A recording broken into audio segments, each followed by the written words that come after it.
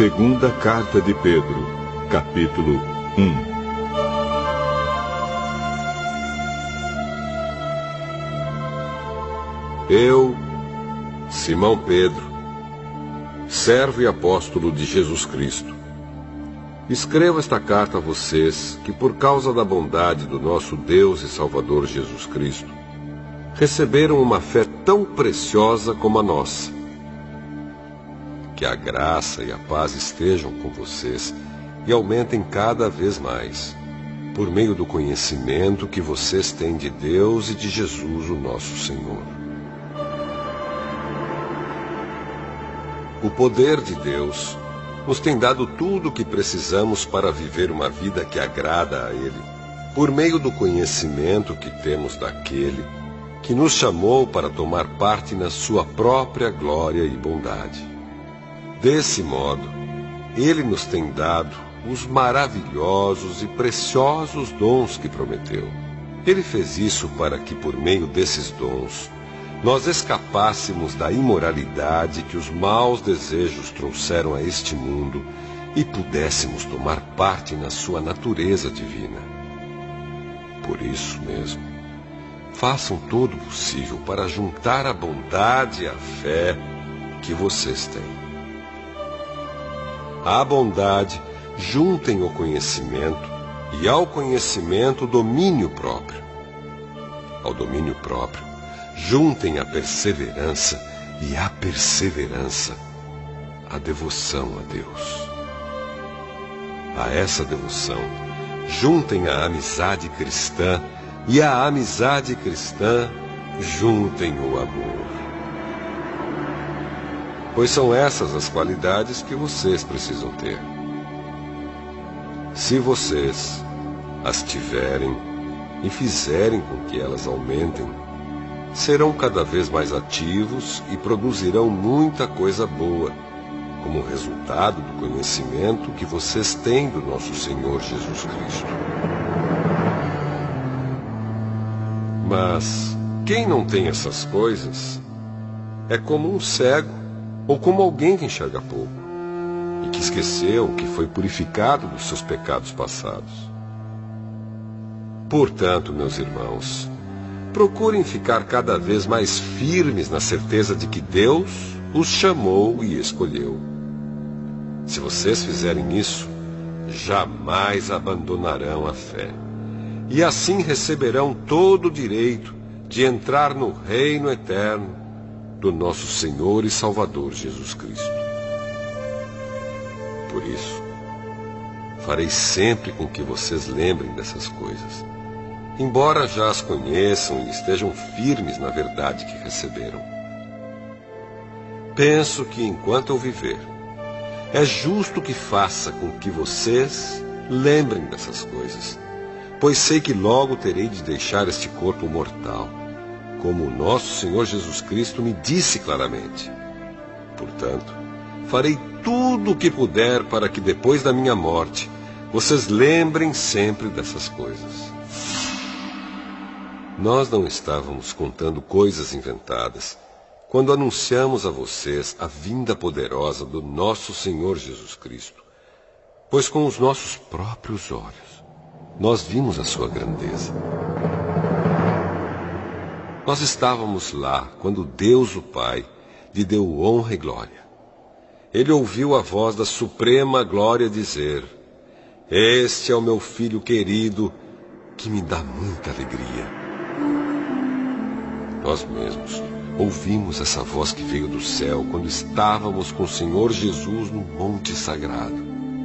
Assim temos mais confiança ainda na mensagem anunciada pelos profetas. Vocês fazem bem em prestar atenção nessa mensagem, pois ela é como uma luz que brilha em lugar escuro, até que o dia amanheça e a luz da estrela da manhã brilhe no coração de vocês. Acima de tudo, porém, lembrem disto: ninguém pode explicar por si mesmo uma profecia das Escrituras Sagradas, pois nenhuma mensagem profética veio da vontade humana, mas as pessoas eram guiadas pelo Espírito Santo quando anunciavam a mensagem que vinha de Deus.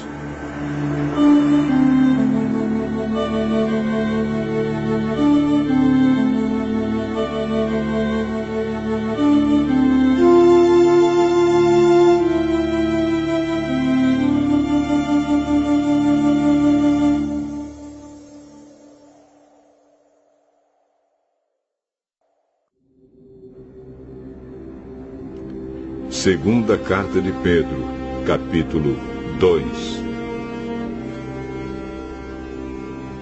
No passado, apareceram falsos profetas no meio do povo. E assim também vão aparecer falsos mestres entre vocês. Eles ensinarão doutrinas destruidoras e falsas, e rejeitarão o mestre que os salvou. E isso fará com que caia sobre eles uma rápida destruição. Mesmo assim, muita gente vai imitar a vida imoral deles. E por causa desses falsos mestres, muitas pessoas vão falar mal do caminho da verdade. Em sua ambição pelo dinheiro, esses falsos mestres vão explorar vocês, contando histórias inventadas. Mas faz muito tempo que o juiz está alerta e o destruidor deles está bem acordado. Pois Deus não deixou escapar os anjos que pecaram, mas os jogou no inferno e os deixou presos com correntes na escuridão, esperando o dia do julgamento. Deus não deixou escapar o mundo antigo, mas trouxe o dilúvio sobre o mundo dos que não queriam saber de Deus. A única pessoa que ele salvou foi Noé, que anunciou que todos deviam obedecer a Deus. E Deus também salvou mais outras 7 pessoas. Deus condenou as cidades de Sodoma e Gomorra, destruindo-as com fogo, como exemplo do que vai acontecer com os que não querem saber dele. Ele salvou Ló, um homem bom, que estava aflito porque conhecia a vida daquela gente imoral. Todos os dias esse homem bom, que vivia entre eles, ficava muito agoniado ao ver e ouvir as coisas más que aquela gente fazia. Tudo isso nos mostra que o Senhor sabe como livrar das aflições as pessoas dedicadas a Ele. E também sabe como guardar os maus debaixo de castigo para o dia do julgamento. Ele castigará especialmente os que seguem os seus próprios desejos imorais e desprezam a autoridade dele. Esses falsos mestres são atrevidos e orgulhosos. Eles não têm nenhum respeito pelos gloriosos seres celestiais e os insultam. Ora, até mesmo os anjos, sendo muito mais fortes e poderosos do que esses falsos mestres, não os acusam com insultos na presença do Senhor. Mas esses homens agem por instinto, como os animais selvagens que nascem para serem caçados e mortos. Eles xingam aquilo que não entendem. Por tudo isso, eles serão destruídos como animais selvagens e pagarão com sofrimento o sofrimento que causaram aos outros. Eles têm prazer em satisfazer em pleno dia os seus desejos imorais. Quando se reúnem com vocês, são uma vergonha e um escândalo, divertindo-se o tempo todo com os seus modos enganosos. Não podem ver uma mulher sem a desejarem, e o seu apetite pelo pecado nunca fica satisfeito. Enganam as pessoas fracas e só pensam em ganhar dinheiro. Eles estão debaixo da maldição de Deus. Andam perdidos porque se desviaram do caminho certo. Seguem o caminho de Balaão, filho de Beor, que cobiçou o dinheiro que ia receber fazendo mal e foi repreendido por causa do seu pecado. Pois uma jumenta falou com voz humana e acabou com as loucuras do profeta. Esses falsos mestres são como poços sem água e como nuvens levadas pelo vento. Deus reservou para eles um lugar na mais profunda escuridão. Eles dizem coisas orgulhosas e loucas, e com os seus desejos impuros e imorais, enganam as pessoas que estão quase escapando daqueles que vivem no erro. Prometem liberdade a essas pessoas, mas eles mesmos são escravos de hábitos imorais, pois cada pessoa é escrava daquilo que a domina. Portanto, aqueles que chegaram a conhecer o nosso Senhor e Salvador Jesus Cristo e que escaparam das imoralidades do mundo, mas depois foram agarrados e dominados por elas, ficam no fim em pior situação do que no começo.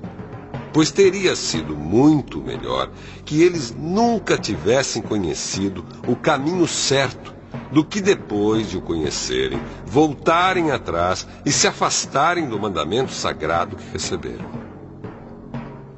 O que aconteceu a essas pessoas prova que são verdadeiros estes ditados. O cachorro volta ao seu próprio vômito e a porca lavada volta a rolar na lama.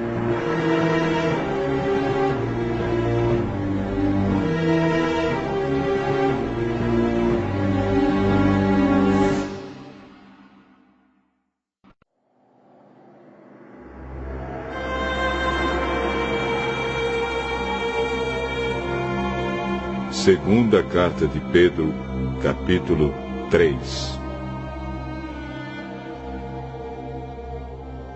Meus queridos amigos, esta é a segunda carta que estou escrevendo a vocês.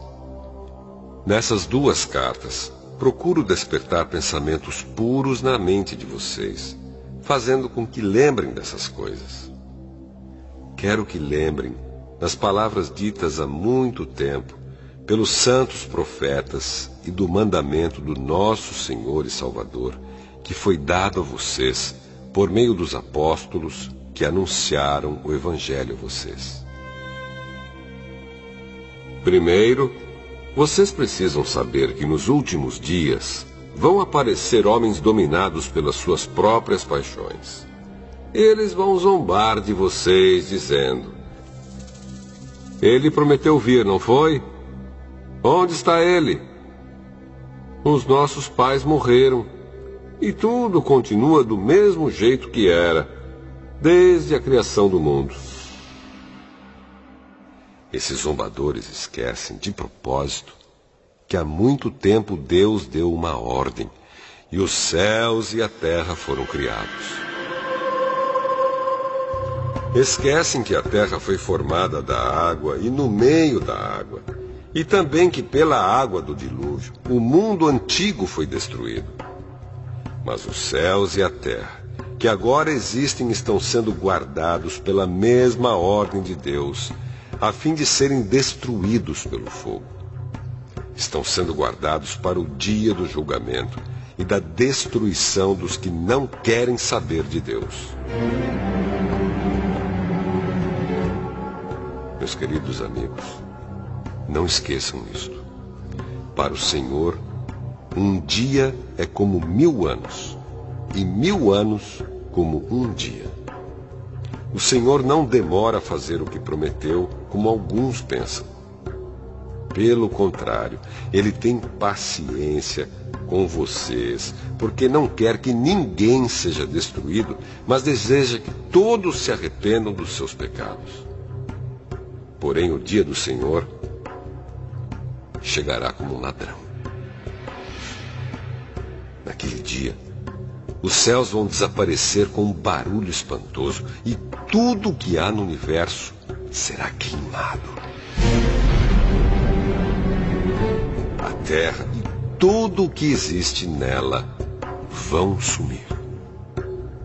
Sabendo que tudo isso vai ser destruído assim, então que tipo de gente vocês precisam ser? A vida de vocês deve ser agradável a Deus e dedicada a Ele. Esperem a vinda do dia de Deus e façam o possível para que venha logo. Naquele dia, os céus serão destruídos com fogo. E tudo o que há no universo ficará derretido. Porém, Deus prometeu, e nós estamos esperando um novo céu e uma nova terra, onde tudo será feito de acordo com a vontade dele. Por isso, meus amigos, enquanto vocês esperam aquele dia, façam o possível para estar em paz com Deus, sem mancha e sem culpa diante dele. Lembrem que a paciência do nosso Senhor é uma oportunidade para vocês serem salvos. Pois o nosso querido irmão Paulo, com a sabedoria que Deus lhe deu, escreveu a vocês sobre esse assunto.